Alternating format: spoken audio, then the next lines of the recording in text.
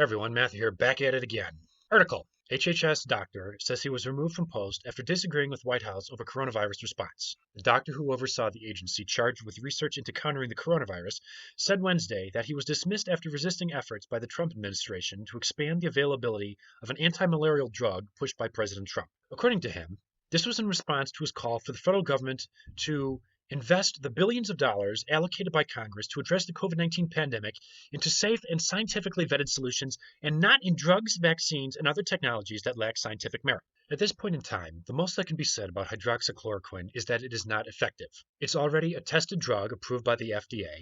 It is commonly used to treat malaria and to prevent it. I quickly looked up the side effects, seem to be no worse than the side effects for azithromycin, which commonly known as the Z-Pak, is something used to kill bacteria. For example, in the case of pneumonia, some studies have shown that hydroxychloroquine combined with azithromycin does help combat the virus. From my research, I cannot find credible evidence to suggest that hydroxychloroquine has a negative impact, at least not a major negative impact, on the people who use it in treating COVID-19 cases. So at best, it's ineffective. Let's say it's a 50-50. 50% of doctors think that it works, 50% think that it doesn't. On the outside chance that the 50% of doctors who think that it is effective, on the chance that they're correct, isn't it worthwhile taking a drug that's already gone through testing by the FDA, it's been approved, the side effects are known? Wouldn't it be better to give that drug on a hope to these people on the 50-50 chance that it might actually clear it up for them? And even according to the article, this Dr. Rick Bright, he doesn't claim that it's harming people.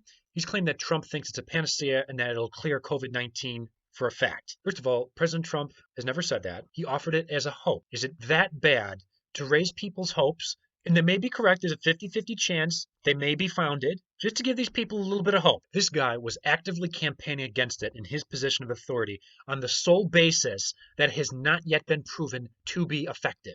What's the harm in using it? Article. In Michigan, it is illegal to use a motorboat or jet ski. Now let's parse this out a little bit. In an April 10 article, the Department of Natural Resources for Michigan on Friday said the ban on motorized boats was an attempt to reduce the movement of and contact among people to slow the virus spread. The article goes on to say that people who use motorized watercraft typically need to procure secondary services for their craft, such as parts and gasoline that could unnecessarily increase contact with others and spread disease. Okay, first of all, canoeing, paddle boating, everything else is allowed, and it should be.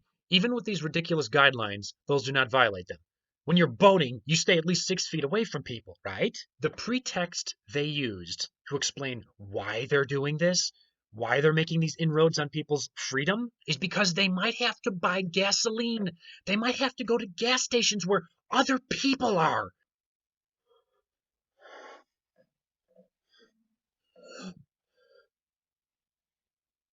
People, why aren't they banning cars? If they're going to go by that reasoning, a lot more people drive in Michigan than boat. A lot of these fishermen are getting hit hard. It's their livelihood. Remember, this is the same governor that tried locking down Lansing, and the protest happened. These governors who are instituting these guidelines are clinically insane. Here's something interesting. Take a look at this. Nobody panics when things go according to plan, even if the plan is horrifying. If tomorrow I tell the press that, like, a gangbanger will get shot, or a truckload of soldiers will be blowing up, nobody panics. Because it's all part of the plan. But when I say that one little old mare will die, well, then everyone loses their minds. Okay, now, isn't it odd how every year something in the rough neighborhood of 50,000 people die from complications from the flu? Okay, not from the flu, but complications arising from the flu. Pneumonia. These 50,000 people, most of them older people, they go out of this life not able to breathe, hacking, in terrible pain, maybe with no loved ones by their side. Those 50,000 people every year are ignored.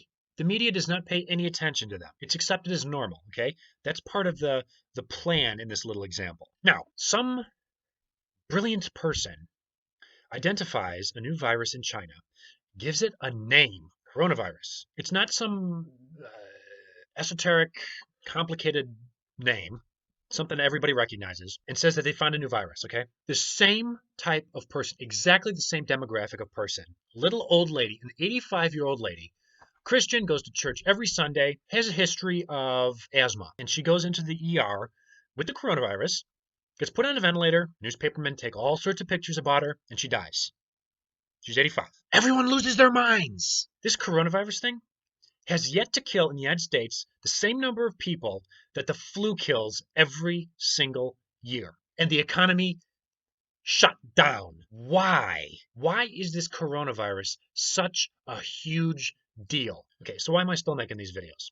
It started out that I was trying to get people to realize the insanity that this virus scare is. I'm invested in the market, and I did lose quite a bit from this panic. However, the market has rebounded nicely, so I'm not complaining. American economy is as strong as it ever was. But the people, especially those who are just about to retire, maybe they panicked, sold out at the bottom. Their retirement may be pushed back 10 years. So what I'm trying to do is to tell them, don't worry, this thing will blow over in a matter of weeks. President Trump is hoping to open the economy again by around May 1st. Hold tight, keep your money in the market. We're going to get through this thing together. This is not the Middle Ages when disease comes and we don't know what it is and we all fear the end of the world. This is America in the 21st century. Things are going to be all right. So stick with me and every other sane person out there, and we're going to get through this thing just fine. That's it for today. Thank you for watching. If you like this content, please like, share, and subscribe. Helps boost the searchability in YouTube. I'd like to get this message out to as many people as possible. And stay healthy. Thank you for your time, and God bless.